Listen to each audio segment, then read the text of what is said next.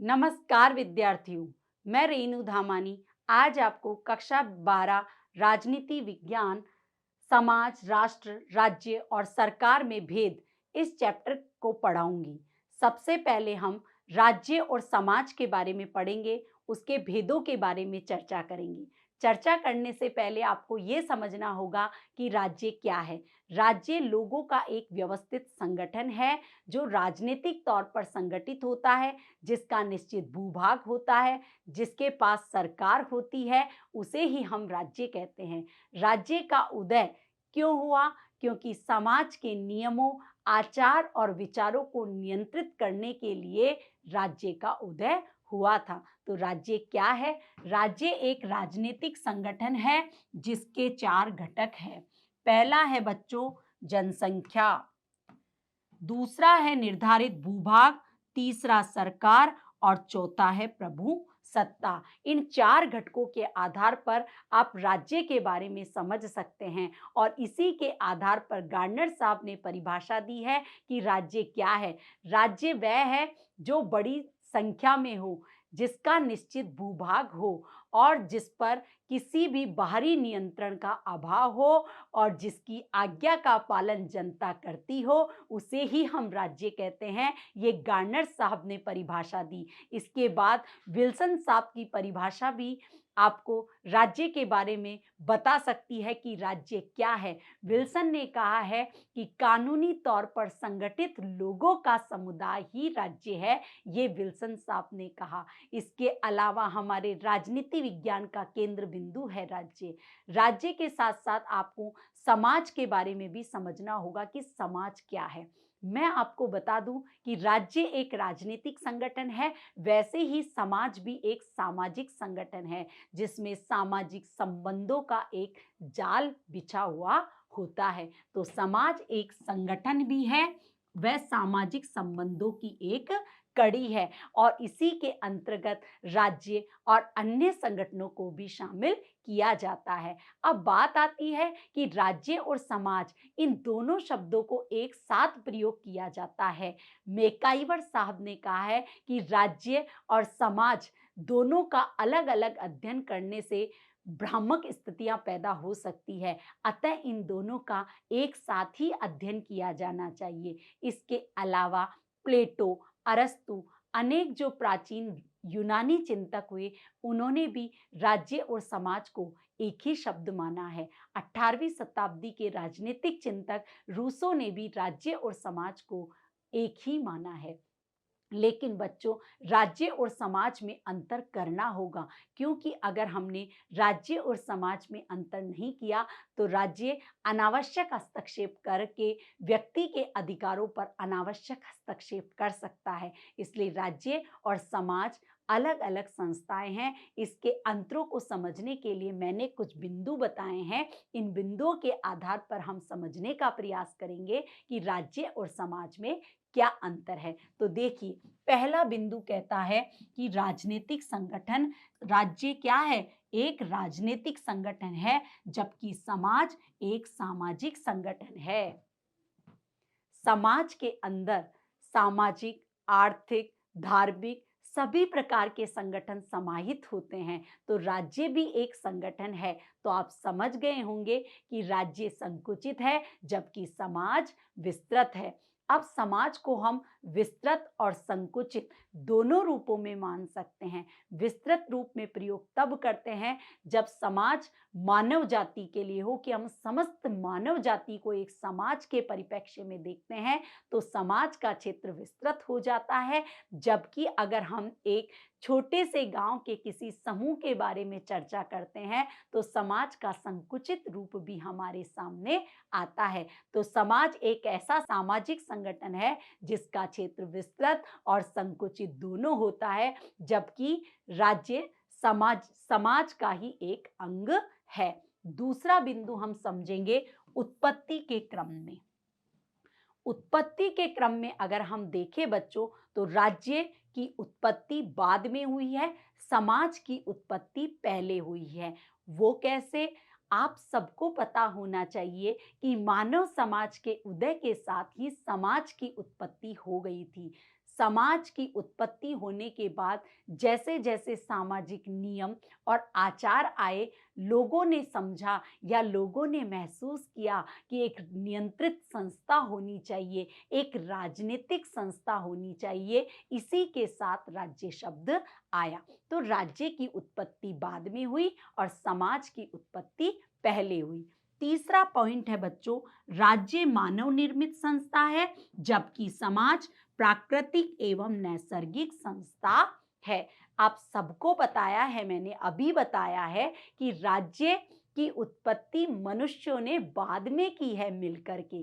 तो राज्य मानव निर्मित संस्था है, जबकि आपको मैंने बताया कि समाज की उत्पत्ति मानव उदय के साथ ही हो गई थी। वो कुटुंब में रहते थे, तो समाज की उत्पत्ति पहले होने के कारण समाज को एक नैसर्गिक और प्राकृतिक संस्था माना जाता है।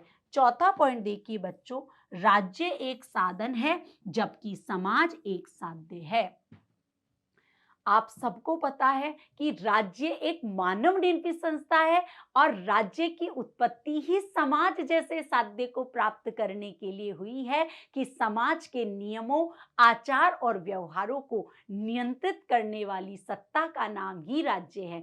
तो बच्चों, राज्य साधन है जबकि समाज साध्य है। पांचवा बिंदु है बच्चों, राज्य की प्रभु सत्ता होती है, समाज की प्रभु सत्ता नहीं होती है। आप सबको पता होना चाहिए कि राज्य को सत्ता प्राप्त होती है, यही कारण है कि राज्य एक स्वतंत्र सत्ता है और अपना एक अलग अस्तित्व रखती है, जबकि समाज की कोई प्रभु सत्ता नहीं होती है। उसके बाद आता है बच्चों निश्चित भूभाग। राज्य का भूभाग निश्चित होता है, जबकि समाज का क्षेत्र स्थायी नहीं होता है। समाज का क्षेत्र बढ़ता भी जाता है और कम भी हो सकता है। जैसे मैं बोलूं कि इस्लामिक जो धर्म है या इस्लामिक जो समाज है, उसका प्रसार राष्ट्रीय सीमाओं को लांघ करके हुआ है, तो समाज राष्ट्रीय सीमाओं के अंदर नहीं रहता है, जबकि राज्य एक निश्चित भूभाग में रहता है, एक स्थायी सीमा के अंतर्गत रहता है। फिर सातवां अंतर है बच्चों, राज्य के नियम बाध्यकारी होते हैं। समाज में जो भी नियम बनाए गए हैं, उन नियमों का पालन करवाने का कार्य राज्य का होता है और राज्य इन नियमों को सूचीबद्ध करवाता है संविधान के अंतर्गत, और इस संविधान के नियमों का हर नागरिक को पालन करना होता है। अगर वो नहीं करता है तो उसके लिए सजा का प्रावधान होता है। जबकि समाज में भी नियम होते हैं, लेकिन वो नियम बाध्यकारी नहीं होते हैं। समाज के जो नियम होते हैं, सामाजिक जो परंपराएं होती है, अगर हम उनका पालन नहीं करते हैं तो समाज केवल हमारा सामाजिक बहिष्कार करता है। तो देखिए, समाज के नियम बाध्यकारी नहीं, केवल सामाजिक बहिष्कार होता है। उसके बाद नेक्स्ट पॉइंट आता है बच्चों कि राज्य के नियम लिखित, निश्चित और स्पष्ट होते हैं, जबकि समाज के नियम अलिखित, अनिश्चित और अस्पष्ट होते हैं। मैंने आपको पहले ही बताया कि राज्य के नियम सूचीबद्ध होते हैं, कानून के माध्यम से जनता के सामने आते हैं, जबकि समाज के नियम स्पष्ट नहीं होते हैं, अस्पष्ट होते हैं और परिस्थितियों के आधार पर बदलते रहते हैं। जबकि राज्य के नियम स्पष्ट होते हैं, लिखित अवस्था में पाए जाते हैं। तो इन 8 बिंदुओं के आधार पर हमने राज्य और समाज में अंतर को समझा बच्चों। अब बात करते हैं कि राज्य और समाज दोनों अलग अलग है। उसी प्रकार से हम बात करते हैं बच्चों संगठन की, कि संगठन क्या है। आप सबको पता होना चाहिए, राज्य भी एक संगठन है, लेकिन वो अन्य संगठनों से अलग है।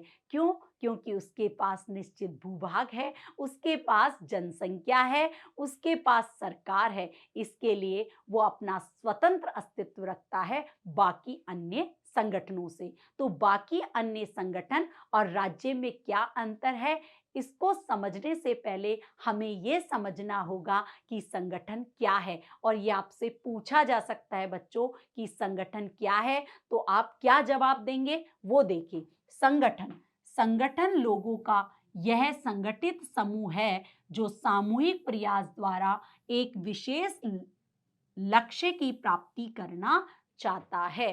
तो आपने देखा, लोगों का संगठित क्या है, समूह है जो सामूहिक प्रयास के द्वारा एक विशेष लक्ष्य की प्राप्ति करना चाहता है, उसे ही हम संगठन का रूप कहते हैं। तो आपने इस परिभाषा के आधार पर देखा कि संगठन में क्या-क्या लक्षण होने चाहिए। तो इन 3 बिंदुओं के आधार पर मैं आपको समझाना चाहूंगी कि संगठन में क्या लक्षण होने चाहिए, और आपसे ये प्रश्न पूछा भी जा सकता है बच्चों। देखो, लोगों का संगठन होता है, संगठन इसके सामान्य और विशेष उद्देश्य होता है और ये सामूहिक प्रयास करते हैं। तो इस आधार पर हम उस संगठन को या उस संघ को एक संगठन का रूप मान सकते हैं। अब मैं बताऊंगी आपको कि संगठन के उदाहरण क्या क्या है, किसको हम संगठन मानेंगे बच्चों। तो परिवार भी एक संगठन है, इसके अलावा क्रिकेट क्लब भी एक संगठन है, और जितनी भी रेड क्रॉस सोसाइटी है वो भी एक संगठन है, मजदूरों का भी एक संगठन है, शिक्षकों का भी एक संगठन है, और विभिन्न प्रकार के अंतर्राष्ट्रीय समूह भी है। संगठन प्रांतीय भी हो सकते हैं, क्षेत्रीय भी हो सकते हैं, राष्ट्रीय भी हो सकते हैं, और अंतरराष्ट्रीय भी हो सकते हैं। तो आपने देखा संगठन किन किन रूपों में हो सकते हैं। अब हम समझने का प्रयास करते हैं कि राज्य भी एक संगठन है, तो बाकी अन्य संगठनों से अलग क्यों है, क्या चीज है राज्य में जो उसे बाकी संगठनों से अलग करती है। तो इन बिंदुओं के आधार पर हम समझने का प्रयास करेंगे। पहला बिंदु है बच्चों कि राज्य की सदस्यता अनिवार्य होती है, जबकि अन्य संगठनों की सदस्यता ऐच्छिक होती है। अगर हम राज्य के नागरिक हैं तो हम उसके सदस्य अनिवार्य तौर पर होते हैं, जबकि किसी अन्य संगठन की सदस्यता लेना या नहीं लेना ये व्यक्तिगत इच्छा के ऊपर निर्भर करती है, लेकिन राज्य की सदस्यता आपको राज्य का सदस्य होने के नाते लेनी ही पड़ेगी। दूसरा अंतर हम समझने का प्रयास करेंगे, एक समय में एक ही सदस्यता। अगर हमने एक राज्य की सदस्यता ले रखी है तो हम दूसरे राज्य की सदस्यता नहीं ले सकते, लेकिन अगर हम एक संगठन के सदस्य हैं तो हम दूसरे संगठन के सदस्य भी बन सकते हैं। तो सदस्यता के आधार पर हम राज्य और अन्य संगठनों के अंतर को समझ सकते हैं कि एक समय में एक ही सदस्यता ग्रहण कर सकते हैं, जबकि अन्य संगठनों में हम एक समय में अनेक संगठनों की सदस्यता को ग्रहण कर सकते हैं। तीसरा अंतर जो हमने राज्य और समाज के दृष्टिकोण से भी देखा था, और यहाँ हम राज्य और अन्य संगठनों के दृष्टिकोण से भी देखेंगे बच्चों कि राज्य का क्षेत्र स्थायी होता है, जबकि अन्य संगठनों का क्षेत्र अस्थायी होता है। राज्य की एक निश्चित भूभाग होता है, निश्चित सीमा होती है और वो परिवर्तन नहीं करती है, लेकिन संगठन का मुख्यालय आज यहाँ हो सकता है, कल दूसरी जगह भी हो सकता है। तो राज्य का क्षेत्र निश्चित होता है, जबकि अन्य संगठनों का क्षेत्र अनिश्चित होता है। नेक्स्ट बिंदु है कि कार्य क्षेत्र में सभी गतिविधियां शामिल होती है, जबकि इसकी गतिविधियां सीमित होती है। मैंने बताया था आपको परिभाषा के माध्यम से कि संगठन का एक विशेष उद्देश्य होता है, जबकि राज्य सभी गतिविधियों को समाहित करते हुए चलता है। जैसे मैं बोलूं कि क्रिकेट क्लब का प्रमुख उद्देश्य होता है क्रिकेट खिलाना, जबकि राज्य में सभी गतिविधियों को शामिल किया जाता है। पांचवा पॉइंट है बच्चों कि राज्य का चरित्र राष्ट्रीय होता है, जबकि संगठन क्षेत्रीय रूप में भी हो सकता है, प्रांतीय रूप में भी हो सकता है, राष्ट्रीय स्तर का भी हो सकता है और अंतर्राष्ट्रीय संगठन भी हो सकता है। अंतर्राष्ट्रीय संगठन का रूप हम मान सकते हैं यूनेस्को, यूनिसेफ और विश्व व्यापार जैसी संस्थाओं को मान सकते हैं। तो राज्य का चरित्र राष्ट्रीय होता है, जबकि अन्य संगठनों का चरित्र क्षेत्रीय, प्रांतीय, राष्ट्रीय और अंतर्राष्ट्रीय हो सकता है। नेक्स्ट पॉइंट है कि राज्य का उद्देश्य सामान्य होता है, जबकि अन्य संगठनों का उद्देश्य विशेष होता है। राज्य का प्रमुख उद्देश्य या एक सामान्य उद्देश्य है नागरिकों का कल्याण करना, लेकिन नागरिकों के सभी कार्यों की, उसके व्यक्तित्व का विकास करने के लिए सभी गतिविधियां या सभी उद्देश्य लेकर के चलता है राज्य, लेकिन संगठन किसी एक उद्देश्य को लेकर के ही चलता है। उसके बाद आता है कि अगर हम राज्य के कानून का उल्लंघन करते हैं तो हमें क्या मिलती है? सजा मिलती है, क्योंकि दमनकारी शक्ति का प्रावधान है राज्य में। जबकि अगर हम संगठन के नियमों का पालन नहीं करते हैं तो हमें संगठन से बाहर निकाल दिया जाता है, लेकिन अगर हम राज्य के नियमों का, कानूनों का पालन नहीं करते हैं तो हमें क्या दी जाती है बच्चों? सजा दी जाती है। तो इन 7 अंतरों के माध्यम से हमने राज्य और अन्य संगठनों के अंतरों को समझा। अब बात करते हैं बच्चों राज्य और सरकार की। आप सबको जानते हैं, इस बात को जानना चाहेंगे कि राज्य और सरकार शब्द का प्रयोग कई बार परस्पर रूप से भी कर दिया जाता है, लेकिन राज्य और सरकार में भेद है। यही कारण है कि राज्य का एक अंग माना है सरकार को। तो आप ये तो समझ गए होंगे कि राज्य और सरकार में अंतर है। दोनों के अंतर को समझने से पहले हमें समझना होगा कि सरकार क्या है। तो सरकार वह संस्था है जहां पर कानून बनाए और लागू किए जाते हैं और उन नियमों का उल्लंघन करने वाले को दंड मिलता है। तो सरकार क्या है? सरकार अपने अंगों के माध्यम से कानून बनाती है, उनको लागू करती है, और अगर उन कानूनों का पालन नहीं होता है तो सरकार उसको सजा भी देती है। तो सरकार क्या करती है? राज्य के उद्देश्य को प्राप्त करने का कार्य करती है, और राज्य सरकार के माध्यम से ही अपने नियमों को, अपने आचारों और विचारों को पूरे समाज में लागू करने का प्रयास करता है। तो सरकार एक ऐसी संस्था है जिसका मूर्त रूप होता है। इस परिभाषा के आधार पर हम राज्य और सरकार के अंतरों को समझने का प्रयास करेंगे। तो राज्य और सरकार में क्या अंतर है? इसका पहला बिंदु देखिए बच्चों कि राज्य की शक्ति में स्वाभाविक अधिकार होते हैं, जबकि सरकार की शक्ति राज्य के अधिकारों, शक्तियों और संविधान द्वारा मिली होती है। आप सबको पता होना चाहिए कि अगर कोई भी देश राज्य है तो उसको अपने आप स्वाभाविक शक्तियां प्राप्त हो जाती है कि उसको संप्रभुता भी मिलेगी, उसका जनसंख्या भी होगी, उसके पास में सरकार भी होगी, तो वो उसे स्वाभाविक अधिकार मिले हुए हैं। जबकि सरकार को शक्तियां या तो संविधान देता है या राज्य के अधिकारों और शक्तियों के द्वारा उसको शक्ति प्राप्त होती है।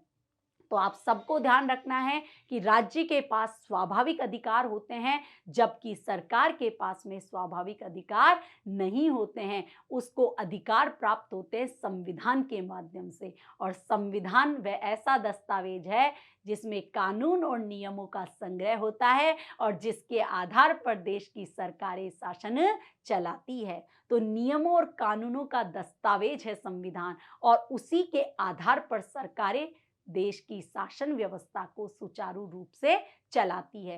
दूसरा बिंदु है बच्चों, राज्य बड़ी इकाई है जबकि सरकार छोटी इकाई है। इसको गार्नर साहब ने भी कहा है कि राज्य एक बड़ा है जबकि सरकार उसका एक छोटा रूप है। जैसे मैं आपको बोलूं कि निगम के निर्देशक समूह को निगम नहीं कहा जा सकता, ये गार्नर साहब ने कहा। तो राज्य एक बड़ी संस्था है क्योंकि उसमें सभी नागरिक शामिल होते हैं, जबकि सरकार में कुछ कर्मचारी और कुछ राजनीतिक स्तर के नेता या संगठन के सदस्य शामिल होते हैं। तो सरकार बड़ी इकाई नहीं है, छोटी इकाई है, जबकि राज्य एक बड़ी इकाई है। उसके बाद आता है राज्य अमूर्त है, जबकि सरकार उसका मूर्त रूप है। राज्य दिखाई नहीं देता है, लेकिन सरकार दिखाई देती है। सरकार के वो लोग दिखाई देते हैं जो नियमों को लागू करवाते हैं और नियमों के लागू नहीं होने पर सजा भी देता है। तो सरकार मूर्त रूप है, जबकि राज्य एक अमूर्त संस्था मानी जाती है। उसके बाद आता है राज्य स्थायी संस्था है, जबकि सरकार अस्थायी संस्था है। देखो बच्चों, राज्य कभी अपनी क्या नहीं बदलता, सीमा नहीं बदलता है। राज्य की सीमा एक ही होती है, लेकिन सरकार का स्वरूप भी बदल जाता है, सरकार में लोग भी बदल जाते हैं। आज जो प्रधानमंत्री है वो कल दूसरा प्रधानमंत्री भी बनेगा। तो सरकार के नेता बदलते रहते हैं, सरकार का स्वरूप भी अलग अलग होता है। जैसा कि मैं बोलूं कि भारत, अमेरिका, ब्रिटेन, संयुक्त राज्य अमेरिका, ये सब राज्य हैं, लेकिन यहाँ पर सरकार का स्वरूप अलग अलग है। तो राज्य स्थायी है, जबकि सरकार अस्थायी होती है। पांचवा पॉइंट देखिए बच्चों, संप्रभुता। राज्य तभी अस्तित्व में रहता है जब उसके पास में संप्रभुता होती है। बाहरी किसी भी प्रकार का कोई नियंत्रण या हस्तक्षेप नहीं होता है, जबकि सरकार केवल राज्य के द्वारा दी गई शक्तियों का प्रयोग करती है, उसमें संप्रभुता नहीं पाई जाती है। तो राज्य में संप्रभुता पाई जाती है, जबकि सरकार राज्य के द्वारा दी गई शक्तियों का प्रयोग करती है। उसके बाद आता है कि राज्य की आलोचना विद्रोह है, जबकि सरकार की आलोचना विद्रोह नहीं है। जैसे मैं बोलूं कि एक भारतीय होने के नाते आप कभी भी भारत की बुराई नहीं करेंगे, जबकि यहाँ पर जो भी सरकार है उस सरकार की आलोचना होती रहती है कि सरकार ने ये कार्य नहीं किए या सरकार को इस तरीके के कार्य करने चाहिए। तो सरकार का आलोचना विद्रोह नहीं है, जबकि राज्य की आलोचना को विद्रोह माना जाता है। उसके बाद आता है राज्य संपूर्ण है, जबकि सरकार राज्य का केवल एक घटक है। ये तो आपने चैप्टर के फर्स्ट बिंदु में ही मैंने आपको समझा दिया था कि राज्य में 4 घटक है और सरकार उनमें से एक है। तो राज्य संपूर्ण है, जबकि सरकार राज्य का एक महत्वपूर्ण अंग है। उसके बाद आता है कि राज्य का क्षेत्र निश्चित होता है, सरकार का क्षेत्र स्थायी नहीं होता है। राज्य के एक निश्चित भूभाग होता है, लेकिन सरकार का कोई क्षेत्र स्थायी नहीं होता है। तो इसके आधार पर हमने समझा कि राज्य और सरकार में क्या अंतर है। अब हम समझना चाहेंगे बच्चों कि राज्य और राष्ट्र में क्या अंतर है। इसको समझने से पहले हमें राष्ट्र को समझना होगा कि राष्ट्र क्या है। हमने पिछले अध्याय में भी समझा था कि राष्ट्र और राष्ट्रीयता क्या है। तो राष्ट्र एक सांस्कृतिक और मनोवैज्ञानिक भाव है, जिसके अंतर्गत लोग समान भाषा, समान कुल, समान रीति रिवाजों के माध्यम से एक दूसरे के साथ जुड़े रहते हैं और अपने आप को एकता के रूप में देखना चाहती है, उसे हम राष्ट्र कहते हैं। अब हम इस परिभाषा के आधार पर समझना चाहेंगे कि राज्य और राष्ट्र में क्या अंतर है। तो बलंडसली साहब ने परिभाषा दी कि राष्ट्र लोगों का वह समूह है जो विशेषतः भाषा, रीति रिवाजों और समान सभ्यता के साथ आपस में बंधे हुए हैं और जो उसमें एकता की भावना को जगाती है, उसे हम राष्ट्र कहेंगे।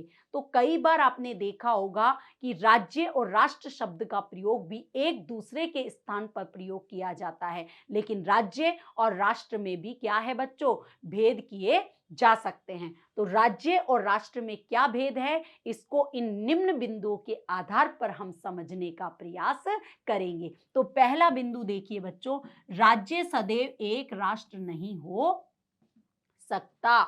कोई जरूरी नहीं कि एक राज्य में एक ही राष्ट्रीयता वाले लोग निवास करते हो। इसके अलावा राष्ट्र सदैव एक राज्य नहीं हो सकता। मानते हैं कि राज्य एक राष्ट्र है, लेकिन हर बार एक ही राज्य में एक ही राष्ट्रीयता हो, ऐसा पॉसिबल नहीं है। और मैं कहना चाहूं कि राष्ट्र सदैव एक राज्य में नहीं हो सकता है उसी राष्ट्रीयता की भावना वाले, समान भाषा वाले वो दूसरे देश या दूसरे राज्य में भी निवास करते हैं। दूसरा बिंदु है, राज्य में संप्रभुता गुण है, जबकि संप्रभुता राष्ट्र का गुण नहीं है। राष्ट्र संप्रभुता के अंदर नहीं रहता, एक सीमा के अंदर नहीं रहता है, जबकि राज्य अगर संप्रभु नहीं है तो उसे राज्य की संज्ञा नहीं दी जाती है। तीसरा पॉइंट है कि राज्य एक राजनीतिक संकल्पना है, जबकि राष्ट्र एक सांस्कृतिक और मनोवैज्ञानिक अवधारणा है। राज्य एक राजनीतिक संकल्पना है जो राजनीतिक तौर पर लोगों का व्यवस्थित और संगठित रूप माना जाता है, जबकि राष्ट्र समान भाषा, समान कुल और विभिन्न सांस्कृतिक घनिष्ठताओं से वो एक दूसरे के साथ जुड़े हुए होते हैं। वो उनका एक व्यक्तिगत भाव होता है बच्चों। तो राष्ट्र एक सांस्कृतिक और मनोवैज्ञानिक संकल्पना है, जबकि राज्य एक राजनीतिक संकल्पना है। उसके बाद आते हैं कि राज्य के साथ लोग नियमों द्वारा जुड़े होते हैं, जबकि राष्ट्र के साथ लोग भावुकता के कारण जुड़े हुए होते हैं। एक ही राज्य में एक जैसी कानून व्यवस्था है, एक जैसे नियम है, तो उन नियमों का पालन करने वाले लोग उस राज्य से जुड़ जाते हैं, जबकि एक भाषा वाले लोग हैं या एक समान कुल वाले लोग हैं, एक समान संस्कृति वाले लोग हैं, वो भावुकता के साथ एक दूसरे के साथ जुड़े होते हैं। उसके बाद देखो कि राज्य की जो एकता होती है वो बाह्य रूप से दिखती है, जबकि राष्ट्र की एकता का कोई सार नहीं है। उसके बाद आता है राज्य के नियम दमनकारी होते हैं। राज्य के नियमों का पालन करना होता है, और अगर हमने राज्य के नियमों का पालन नहीं किया तो क्या होगा, हमें सजा मिलेगी। जबकि अगर हम एक ही राष्ट्रीयता वाले हैं तो हम समझबूझ के आधार पर क्या करते हैं, उन नियमों का पालन करते हैं। उसके बाद आता है कि राज्य के घटक निश्चित होते हैं। मैंने बताया राज्य के 4 घटक है, वो निश्चित है कि राज्य उसी को माना जाएगा जिसमें ये 4 घटक माने जाएंगे। जैसे कि मैं बोलूं, जनसंख्या होनी चाहिए, निश्चित भूभाग होना चाहिए, सरकार होनी चाहिए और उसमें प्रभुसत्ता का गुण होना चाहिए। लेकिन राष्ट्र के जो घटक है वो किसी राष्ट्र में एक हो सकता है, या मैं बोलूं कि समान कुल की से संबंधित भी राष्ट्रीयता हो सकती है, समान भाषा को लेकर के भी राष्ट्रीयता हो सकती है, या एक निश्चित भौगोलिक क्षेत्र में लोगों के बीच में समान राष्ट्रीयता का भाव पैदा हो सकता है। तो राष्ट्रीयता का जो घटक वो निश्चित नहीं है, अनिश्चित है। हमने घटकों के बारे में पिछले अध्याय में चर्चा भी की थी और मैंने बताया भी था कि जो राष्ट्र के घटक है वो कम या ज्यादा हो सकते हैं। उसके बाद आता है कि राज्य एक राष्ट्र से बड़ा, राष्ट्र एक राज्य से बड़ा हो सकता है। वो मैंने आपको बताया भी था कि राज्य एक राष्ट्र से बड़ा हो सकता है। जैसे कि पूर्वी सोवियत संघ का उदाहरण भी मैं बताना चाहूंगी कि जहां पर विभिन्न राष्ट्रीयता वाले लोगों ने मिलकर के एक राज्य का निर्माण किया जिसका नाम था पूर्वी सोवियत संघ, जबकि राष्ट्र एक राज्य से बड़ा भी हो सकता है। तो इन बिंदुओं के आधार पर हमने राज्य और राष्ट्र के अंतरों को समझा। तो आज हमने इस अध्याय में राज्य और समाज, राज्य और अन्य संगठन, राज्य और सरकार और राज्य और राष्ट्र के बीच के विभेदों को समझा। अगले अध्याय में हम नेक्स्ट जो संवैधानिक प्रक्रियाएं हैं उनको समझेंगे। इसी के साथ धन्यवाद।